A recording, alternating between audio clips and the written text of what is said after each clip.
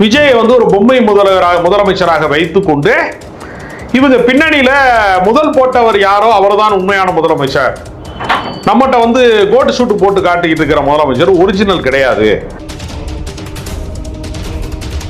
இப்ப மத்திய அரசாங்கத்தினுடைய ஆதரவாளர், இவர் பாஜக ஆதரவாளர், இவர் மார்டின் ஃபேமிலி குறித்து மோசமா பேசும்போது அந்த மார்டின் ஃபேமிலிட்ட இருந்து அதிகமான தேர்தல் நிதி பெற்ற வரிசையில யார் முதல்ல வர்றா?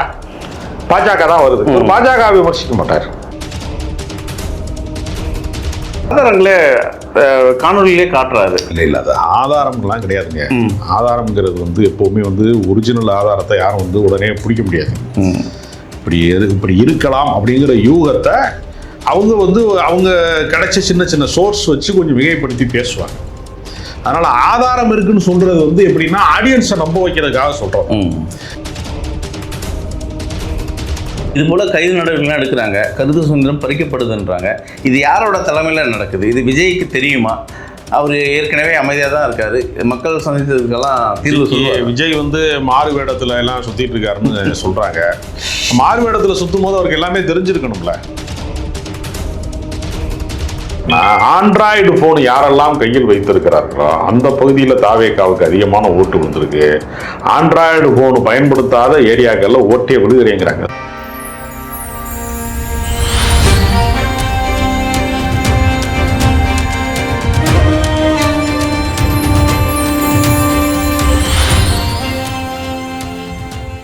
வாகை தமிழ் நேயர்களுக்கு வணக்கம். இன்றைய நேர்காணலில் நம்மோடு இணைந்திருக்கிறார் மூத்த ஊடகர் திரு ராஜகம்பீரன் அவர்கள். வணக்கம் சார். வணக்கம். கருத்து சுதந்திரம் தாவேகா ஆட்சியில் நசுக்கப்படுகிறதா?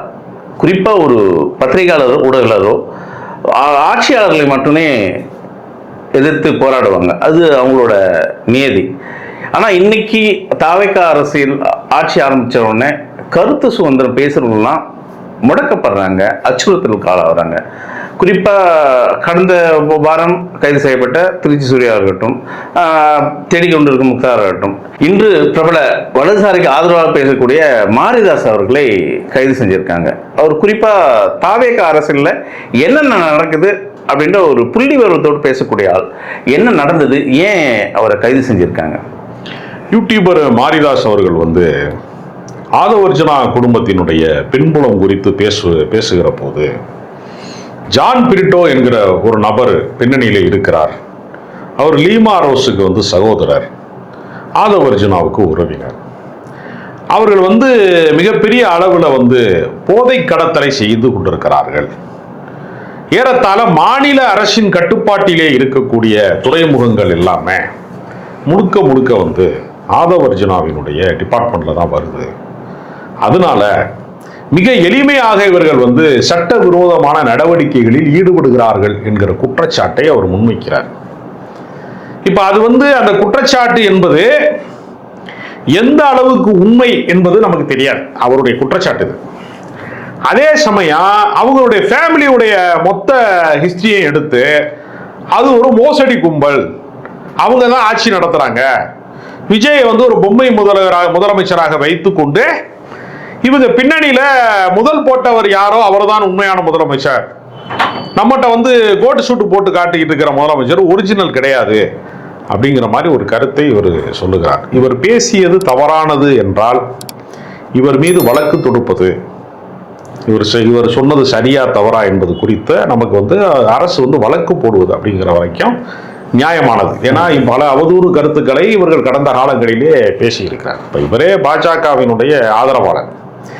இவர் பலர் குறித்து இந்த மாதிரி பேசியிருக்கிறார். இப்ப நம்ம உதாரணத்துக்கு ஒன்று சொல்றேன், இயக்குனர் அமீர் வந்து அவருடைய தயாரிப்பாளர் வந்து ஜாபர் சாதிக்குங்கிறவர் இதே மாதிரிதான் போதை கடத்தல் பிரச்சனையை கிளப்பி விட்டாங்க. கடைசியில் அதற்கு எந்த விதமான ஆதாரமும் இல்லை என்று அந்த வழக்கில் இருந்து அவர் விடுவிக்கப்பட்டார். ஆனால் தமிழ்நாட்டு அரசியலில் என்ன நடந்தது என்றால், திமுகவிலே அவர் சேர்ந்தார் என்பதை வைத்துக்கொண்டு, ஒரு சினிமா தயாரிப்பாளராக அவர் இருந்தார் என்பதையும் சேர்த்துக்கொண்டு அமீர் படத்தை தயாரிக்கிறது மூலமாக இந்த நெட்வொர்க்கில் வந்து இயக்குனர் அமீர் ஜாபர் சாதிக்கு அப்படின்னு சொல்லிட்டு திமுக காரர் வந்து போதைப் பொருள் கடத்தினாரு என்று அந்த வழக்கின் அடிப்படையில் மிக கடுமையான விமர்சனங்களை எல்லா தொலைக்காட்சிகளிலும் எல்லா பரபரப்பு செய்திகள்லையும் தொடர்ந்து ஃபிளாஷ் நியூஸ்லையும் காமிச்சுட்டே இருந்தாங்க. ஆனால் அந்த வழக்கினுடைய உண்மைத்தன்மை என்ன? உண்மையிலேயே அவர் செஞ்சிருக்கிறாரா செய்யலையான்னா வழக்கு விசாரணையில் அவர் விடுவிக்கப்படுறாரு. அவர் விடுவிக்கப்பட்டார்னா என்ன அர்த்தம்? அவர் நிரபராதி தான் அர்த்தம். ஆனா அவர் வச்சிருக்கிற காசு வந்து கோடிக்கணக்கில் சொத்து வச்சிருக்கிறாரு. அது எங்கிருந்து வந்தது அந்த பணம் அப்படிங்கிறதுக்கு அமலாக்கத்துறையினுடைய அந்த மணி லாண்டரிங் அந்த விஷயங்கள் நடந்துட்டு தான் இருக்கு இன்னும். ஆனா போதைப் பொருள் கடத்தினார் என்கிற வழக்கு என்பது பொய்யானது அப்படின்னாங்க. இப்ப இந்த பிரச்சனையில இவர் சொல்லக்கூடியவர் உண்மையிலேயே ஜான் பிரிட்டோங்கிறவர் அப்படிதான் வந்து செஞ்சுட்டு இருக்காரா? துறைமுகங்கள் ஏன்னா இப்பதான் ஆட்சிக்கு வந்திருக்காங்க, 24-25 நாள் தான் ஆகுது. இந்த முழுக்க முழுக்க வந்து துறைமுகங்கள் இதற்கு தான் பயன்படுத்தப்படுகிறதா அப்படின்னு ஒரு பேசுறாரு இல்லையா? இப்ப மத்திய அரசாங்கத்தினுடைய ஆதரவாளர், இவர் பாஜக ஆதரவாளர், இவர் மார்டின் ஃபேமிலி குறித்து மோசமா பேசும்போது அந்த மார்டின் ஃபேமிலிட்ட இருந்து அதிகமான தேர்தல் நிதி பெற்ற வரிசையில யார் முதல்ல வர்றா? பாஜக தான் வருது. பாஜக விமர்சிக்க மாட்டார். பாஜகவுக்கு நிதி கொடுத்த ஒரு குடும்பத்தையோ அல்லது அந்த லாட்டரி சீட்டு நடத்துனாங்கன்னு சொல்லக்கூடியவருடைய பேசுறாரு. இந்த இண்டிவிஜுவல் நபர்களை குறித்து பேசுகிற போது அதிகாரத்தில் இருப்பவர்களுக்கு அது வந்து ஒரு மிகப்பெரிய எமோஷனலாக ஒரு கோபத்தை வந்து உண்டாக்கும். இப்போ கையில் வந்து நம்ம காவல்துறை வைத்திருக்கிறோம், அதிகாரத்தை வைத்திருக்கிறோம், ஏன் அவரை கைது செய்யக்கூடாது அப்படிங்கிற அடிப்படையில் தான். இப்போ நீங்கள் பார்த்தீங்கன்னா பாஜக அண்ணாமலை குறித்து ஒரு அவதூறு பேசினார் அப்படிங்கிறதுக்காகத்தான் ஒரு புகார் வந்து இப்போ காவல்துறையினோட வந்து ஒருத்தர் புகார் அளிக்கிறாங்க, ஒரு பெண் வந்து புகார் அளிக்கிறாங்க. அப்படி புகார் அளிக்கிற அந்த வழக்கில் தான் இப்போ வந்து திருச்சி சூர்யா வந்து கைது செய்யப்பட்டிருக்கிறார்.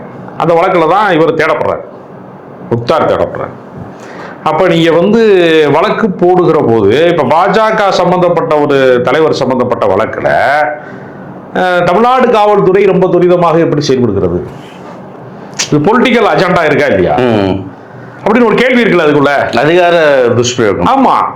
அப்ப அந்த ஒரு இரட்டை குழந்தை இருக்கிறப்ப ஒரு குழந்தையின் சாயல் வந்து இப்படி இருக்கு அப்படின்னு அவங்க அவதூறு பேசியிருக்கிறாங்க. அப்ப அந்த அது மாதிரி தனிநபர் குறித்து அவதூறு பேசுவதை நம்ம ஆதரிக்க முடியாது. ஒரு குழந்தையை வந்து அவமானப்படுத்துவதையோ ஒரு தாய்மையை கொச்சப்படுத்துவதோ நம்ம அனுமதிக்க முடியாது. அது தனி மனித விஷயம். யாரு யாரோட காதல் வயப்படுகிறார்கள், யார் யார கல்யாணம் பண்ணிக்கிறாங்க, யார் யாரோட தனிப்பட்ட லிவிங்ல இருக்காங்க, யார் குழந்தை பத்தி, இதெல்லாம் தனி மனித விஷயங்கள். அது பொது விஷயம் அல்ல. ஆனா பொது தளங்கள்ல, சமூக தளங்கள்ல, சோசியல் மீடியாவில் இது டிஸ்கஷன் மாதிரி பேசுறாங்க. அப்படி பேசுகிற எல்லாருமே கைது செய்யப்படுறாங்களா? அது ஒரு கேள்வி இருக்குல்ல. கண்டிப்பா. இப்ப தொடர்ச்சியாக வந்து பொய்யான அவதூறுகளை அள்ளி தெளித்து சமூக வலைதளங்கள்ல சினிமாக்காரங்களை குத்தி தினசரி வந்து ஆபாசமான கூச்சல் போடக்கூடியவர்கள் எத்தனையோ இருக்காங்க. பைல்வான் ரங்கநாதன் மேல வழக்கு போட்டீங்கன்னா அவர்லாம் வாழ்நாள் முழுக்கவே ஜெயிலில் இருக்கணும், அவ்வளவு பொய் சொல்லியிருக்காரு. இல்ல மாரிதாஸ் இருக்கிற குற்றச்சாட்டு அவர் மேல சுமத்துறது என்னன்னா, அவரு ஏஐ மூலியமாக ஜெனரேட் பண்ண பிக்சர் எல்லாம் எடுத்து அவதூறு பரப்புறாரு. இப்படிதான் அவங்க தமிழ்நாடு அரசு இங்க சொல்றாங்க, காவல்துறை பக்கம். ஆனா இங்க இன்ஃபுளுசர்ஸ் சொல்றக்கூடிய தாவேக ஆதரவாளர்கள் எல்லாருமே பொய்யான செய்திகளை தான் இங்க சொல்லிட்டு இருக்காங்க. சோசியல் பிளாட்ஃபார்ம்ல அதாவது கருத்துக்கு எதிரான முரணான விஷயத்தெல்லாம் சொல்றாங்க. இல்ல உண்மைக்கு குறிப்பா ஏஐ தான் அங்க இன்வால்வ் ஆயிருக்கு. ஏன் அவங்க எல்லாம் கைது செய்யல? விஜய் காலிலே வந்து கலைஞர் விழுந்து கிடப்பது போல எல்லாம் படம் போடுறாங்க. இதெல்லாம் எவ்வளவு பெரிய அசிங்கமானதுங்க, அவமானகரமானது. ஒரு மிகப்பெரிய உங்களுக்கு ஜவஹர்லால் நேரு காலத்துல அரசியலை தொடங்கி இந்திரா காந்தி காலம், ராஜீவ் காந்தி காலம், ராகுல் காந்தி காலம் வரைக்கும் ஒரு 4 தலைமுறை அரசியலை பார்த்த ஒரு தலைவர் கலைஞர். அவர் போய் நீ வந்து விஜய் காலில் விழுகிற மாதிரி படம் போடுறது ஏஐல என்ன அநாகரிகமான உச்சபட்ச அநாகரிகம். அது அவர்களை எல்லாம் கைது செஞ்சுருவாங்களாங்க? நீ எல்லா புகார்களையுமே இதே மாதிரி தான் அவங்க அணுகிறாங்களா? அதைத்தான் வந்து நாம் தமிழர் கட்சி சீமான் கேட்கிறாரு. போதைப் பொருளை வந்து விற்கிறான்னு சொன்னதுக்காக ஒருத்தனை நீ கைது செய்யற, போதைப் பொருள் நடமாட்டம் சம்பந்தப்பட்டவர்கள் எத்தனை பேர் கைது செஞ்சிருக்க? நீ ஒரு ஊடகவியலாளர் இவ்வளவு வேகமா போய் கேட்ச் பண்றியா, நீ பிடிக்கிறிய, கைது செய்யறியா? எத்தனை பேர் மேல நீங்க நடவடிக்கை எடுத்திருக்கிய? அவர் போய் சொன்னா நீங்க அதை வந்து நீங்க வந்து கோர்ட்ல போய் நீங்க வந்து வழக்கு போடுங்க, தண்டனை வாங்கி கொடுங்க, அது தப்பு கிடையாது. டெஃபமேஷன் ஆக்ட் இருக்கு. அது வந்து அவர் மீதான அவதூறுக்கு அவர் பதில் சொல்லட்டும். ஆனா நீங்க காவல்துறையை வைத்துக்கொண்டு அச்சுறுத்துவது, ஏன்னா ஏற்கனவே முக்தார் வந்து அவர் ஃபேமிலியோட போய்கிட்டு இருக்கும்போது வழியில வந்து போலீஸ் அவரை பிடிச்சிட்டு போய் ஒரு வேன்ல ஏத்திட்டு போய் அலக்கழிச்சு, நீ வந்து ஒழுங்கா இரு, இது மாதிரி பேசினேன்னா நடக்கிறதெல்லாம் வேற அப்படின்னு மிரட்டிட்டு அவரை பாதி வழியில விட்டுட்டு போயிருக்காங்க, அச்சுறுத்தி இருக்கிறார்கள் அப்படிங்கிற தகவல் நமக்கு வருகிறது.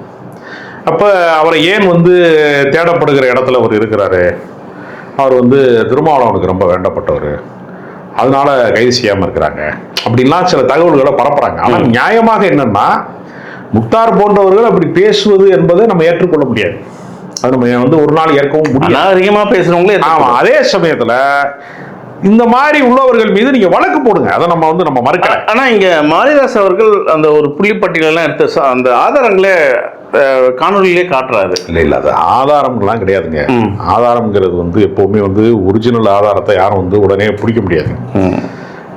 இப்படி இருக்கலாம் அப்படிங்கிற யூகத்தை அவங்க கிடைச்ச சின்ன சின்ன சோர்ஸ் வச்சு கொஞ்சம் மிகைப்படுத்தி பேசுவாங்க. அதனால ஆதாரம் இருக்குன்னு சொல்றது வந்து எப்படின்னா ஆடியன்ஸை நம்ப வைக்கிறதுக்காக சொல்றோம். இவருக்கு எப்படி அதுக்கான ஆதாரம் கிடைக்கும்? அதுக்கான வாய்ப்பு என்ன இருக்கு? அதனால இதெல்லாம் வந்து என்னன்னா, அவதூறு பிரச்சாரங்கள் செய்கிறார்கள் என்றால் அவர்களை நீங்கள் சட்ட ரீதியாக அணுகுங்கள். அதுக்கு பதிலாக அத்துமீறி காவல்துறை மூலமா ஆள் தூக்குற வேலையை செஞ்சா, ஏன்னா இந்த லிஸ்ட் பெருசா இருக்குங்கிறாங்க, இதோட முடிய போறது திருச்சி சூர்யாவுடையோ அல்லது வந்து இது மாதிரியான ஒரு சில நபர்கள் முக்தாரோடையோ வந்து மாரிதாஸோடைய இது முடியல. அந்த பட்டியல்ல நிறைய பேர் இருக்கு. திமுகவுக்கு ஆதரவா நக்கீரன் பிரகாஷ் பேர் இருக்கு, நிறைய பேர் சொல்றாங்க. அப்ப நான் என்ன கேட்கிறேன்னா, நீங்க வந்து எத்தனையோ விஷயங்களை வந்து தாவேகாக்காரர்கள் வந்து திமுக காரங்க தான் கரூர் சம்பவத்துக்கே காரணம்னு சொன்னது கூட எனக்கு தெரிஞ்ச அவதூறு தான், உண்மை சம்பவமா இருக்க வாய்ப்பே இல்லை. அப்ப அன்றைக்கெல்லாம் வந்து தமிழ்நாட்டு காவல்துறை வந்து என்ன செய்தது? விஜயை கைது செய்ததா? ஆதவர்ஜனா இவங்க எல்லாரும் தலைமறைவானது எதற்காக? காவல்துறை கைது செய்யும் தான் எல்லாருமே தலைமறைவானாங்க. அன்றைக்கு தலைமறைவானவர்கள் அத்தனை பேருமே இன்னைக்கு இரண்டாம் கட்ட தலைவர்கள் வரிசையில் இருக்காங்கல்ல. அப்ப தமிழ்நாடு அரசு அன்றைக்கு திமுகவினுடைய அரசாக இருந்த போது உங்கள் மீது அவர்கள் என்ன நடவடிக்கை எடுத்தாங்க? அப்ப அவர்கள் நடந்து கொண்ட விதத்திற்கும் நீங்கள் நடந்து கொண்ட விதத்திற்குமான வேறுபாடு என்னங்கிறத மக்கள் பார்த்து கொண்டிருக்கிறார்கள். அதுதான் நான் சொல்ல வரேன். திமுக அரசால் மிகவும் போற்றப்பட்டவர் தான் அருணா பேசுன்னு சவுக்கு சங்கர் பல காணொலியில் பேசியிருக்காரு. இன்னைக்கு தாவேகாவும் ஒரு நல்ல ஒரு இடத்துல அவங்க அருணா வச்சிருக்காங்க லஞ்ச ஒழிப்பு துறையில். இன்னும் இதுல ஏதாவது ஒரு கான்ட்ரவர்சி இருக்கா சவுக்கு சங்கருக்கும் அருணுக்கும்? இல்ல, அதாவது அவருக்கும் தனிப்பட்ட ஒரு பகை மாதிரி ஏறத்தாழ அவர் அருண் ஐபிஎஸ்க்கும் சவுக்கு சங்கருக்குமான ஒரு நீண்ட பகை மாதிரியே வந்து அவர் ரொம்ப காலமா பேசிட்டே வர்றாரு. அவருக்கு என்னன்னா, திமுக ஆட்சி முடிஞ்சிருச்சு, அதனால இவருக்கு வந்து அதிகாரம் இனி இருக்காதுன்னு அவர் நினைச்சார். நீங்க ஐபிஎஸ் அதிகாரிகளை வந்து ஐஏஎஸ் அதிகாரிகள் எல்லாம் எந்த ஆட்சி வந்தாலும் அவங்க சுழற்சி முறையில வேற ஒரு அதிகாரத்துல தான் அவங்க இருப்பாங்க. அதுதான் நடைமுறை. இந்த ஆட்சியில் இருக்கக்கூடாதுன்னு இவர் விரும்புறாரு. அதற்கு வந்து தாவேகா அரசு வந்து கட்டுப்பட்டு நம்ம அப்படி சொல்ல முடியும். உங்களுக்கு ஒரு அதிகாரியை பிடிக்கலைங்கிறதுக்காக அவர் வந்து டியூட்டிக்கு போகக்கூடாது அல்லது இந்த ஸ்டேஷன்ல இருக்கக்கூடாது நம்ம எப்படி சொல்ல முடியும்? அதனால அதிகார மையம் சார்ந்தவர்கள்ட்ட அவங்க வந்து கூலிப்படை வச்சு கொலை பண்ண வர்றாங்க அப்படின்னு சொல்றது இருக்குல்ல, அதுல எந்த அளவுக்கு உண்மைத்தன்மை இருக்கிறது என்பது யாராலையும் உறுதிப்படுத்த முடியாது. ஒருவேளை அவருக்கு அச்சுறுத்தல் இருந்தால் அவரை பாதுகாக்க வேண்டியது அரசினுடைய கடமை. அப்படிதான் நம்ம பார்க்கிறோம். ஆனால் நீங்கள் வந்து பிரச்சனைகளை தீர்ப்பதற்கு பதிலாக பிரச்சனைக்குரியவர்களை தீர்ப்பதுங்கிற மாதிரி ஏரியாவுக்குள்ள தனிநபர் தாக்குதலுக்குள்ள அவங்க கைது நடவடிக்கைக்குள்ள காவல்துறை அச்சுறுத்தலின் வழியாக சோசியல் மீடியாவை வந்து நம்ம வந்து இது பண்ணணும், கண்ட்ரோலுக்கு கொண்டு வரணும் அப்படின்னு நினைக்கிறது இருக்கு இல்லையா, அது எப்பவுமே எதிராக தான் முடிஞ்சிருக்கு. இங்க பல காலமா அப்படி நடந்திருக்கு. ஆனந்த விகடன் வந்து ஒரு கார்ட்டூன் போட்டாங்க அந்த காலத்துல எம்ஜிஆர் ஆட்சியில. அப்படின்னு ஆனந்த விகடன் ஆசிரியராக இருக்கக்கூடிய பாலசுப்ரமணியத்தை வந்து சிறையில் வச்சுட்டாங்க. அதெல்லாம் மிகப்பெரிய கெட்ட பேரை தான் உண்டாக்குச்சு. அப்ப ஜனநாயகத்தை மதிக்கக்கூடியவர்கள், மாற்று கருத்துடையவர்களுடைய கருத்துக்களை நீங்கள் செவிமடுக்க வேண்டும். கடந்த அரசின் மீதான குற்றச்சாட்டே ஆதரவாளர்களின் குரலையே கேட்டுக்கொண்டிருந்தார்கள், மாற்று கருத்து கொண்டவர்களின் குரலை கேட்கல. அதுதான் தோல்விக்கு காரணம்னு சொல்லப்பட்டுச்சு. அதனால இந்த அரசும் ஏறத்தாழ எதிர்கருத்துடையவர்களுடைய விஷயத்துல கொஞ்சம் கண்காணிப்பாக இருக்க வேண்டும். அப்படி இல்லைன்னா இவர்களும் மிகப்பெரிய சரிவைத்தான் அடைவார்கள். இது போல கைது நடவடிக்கைகள் எடுக்கிறாங்க, கருத்து சுதந்திரம் பறிக்கப்படுதுன்றாங்க. இது யாரோட தலைமையில நடக்குது? இது விஜய்க்கு தெரியுமா? அவர் ஏற்கனவே அமைதியாக தான் இருக்காரு. மக்கள் சந்தித்ததுக்கெல்லாம் தீர்வு சொல்லுவார். விஜய் வந்து மாறு வேடத்துல எல்லாம் சுத்திட்டு இருக்காருன்னு சொல்றாங்க. மாறு வேடத்துல சுத்தும் போது அவருக்கு எல்லாமே தெரிஞ்சிருக்கணும்ல. ஏன்னா சிலர் என்கிட்ட என்ன கேட்கறாங்கன்னா, மாறு வேடத்துல விஜய் தான் சுத்துறாருன்னு எப்படி தெரியும்னு கேட்கறாங்க. ஏன்னா அவங்க செய்தி தொடர்பாக கருத்தை சொல்றாங்க. விஜயோட மௌனத்தை பார்க்கும்போது மாரிதா சொல்வது உண்மையாகுது இல்லையா? இங்க விஜய் அமைதியாவே இருக்காரு. இங்க தமிழ்நாட்டு ஆட்சியாளர் இங்க முதல் போட்டவர்கள் முதலாளிகள் தான் அப்படின்றாரு. அது இங்க நிரூபணம் ஆகுது இல்லையா? இப்ப எனக்கு என்ன தகவல் வருதுன்னா, மாறு வேடத்துல விஜய் எல்லா இடத்துக்கும் போறாரு. இப்ப தலைமைச் செயலகத்துக்கு போறவர் உண்மையான விஜயா, மாறு வேடத்துல போற வேற யாராவது ஆள் மாறாட்ட வேலையா நடக்குதா, அதையும் கண்காணிக்கணும். அது யார் கண்காணிக்கிறது? உண்மையிலேயே விஜய் தான் வந்து தலைமைச் செயலகத்துக்கு போறாரா, அல்ல கோட்டு போட்டு அது மாதிரி இந்த சினிமால ஆக்ஷன் காட்சிகள்ல டூப்பு போடுவாங்களே அது மாதிரி வேற யாரையாவது அனுப்புறாங்களாங்கிறது நமக்கு தெரியல. அதனால இப்ப நம்ம பேசிட்டு இருக்க இந்த நேரத்துல கூட விஜய் அவர்கள் வந்து மாறு இடத்துல பக்கத்து ஏரியாவில சுத்திட்டு இருக்கிறாருங்கிற தகவல் நமக்கு வருது.